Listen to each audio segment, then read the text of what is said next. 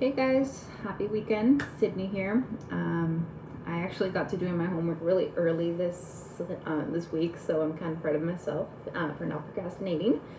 I just finished watching the D.S. Dixon TED Talk. I really enjoyed this because I don't know, like you could say like the first couple words that came out of his mouth were to say, who am I, right? Who am I? And then went on to saying, well, I'm a product of my own experiences. Whoa, like that totally intrigued me, right? But then at the same time, he came onto the stage as this really relaxed individual. So you're just like, well, what do you have to offer? Perceptions, right? So I was like, ooh, like, what am I trying to say here? What am I trying to like learn from this guy? And back on chapter 3, we constantly create our own illusions. We right away make our own perceptions, and we create this schemata, like a mental template of what we think it's going to be right or what is going to be done right. And to say we create barriers, we create mental blocks, and all of this inhabits our accurate perception of what is going to really say, right?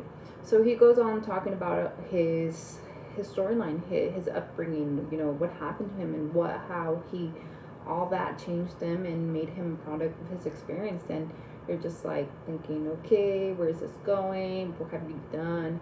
Or why am I even listening to you? But then he goes on and saying what he has done with his life. He has served for presidential programs to make a better living for not only where he had came from, but to give the opportunity to a lot of people that don't have that. And in the book, it mentioned this fact interference confusion, which I think it's kind of important because as I'm watching this and I'm reading about perception, I say I'm not this person that makes quick assumptions, but the whole confusion thing is that we have the tendency to treat an observation as an assumption right away. You want to jump into conclusions when we don't really, until we hear the whole story, we just want to make an assumption. And the takeaway from all this is how communication and perception come in hand to hand, because in order to be communicating, you have to perceive and know who your audience is, right? You need to know who your audience is, how you're communicating, how's that style, and how the storyline will correlate to all of it together, right?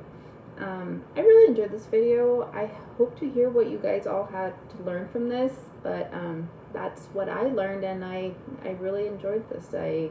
It's an eye-opening because it's not every day that someone gets to tell you, hey, these are your flaws, and then you actually recognize them because as you're learning this, you are doing it too.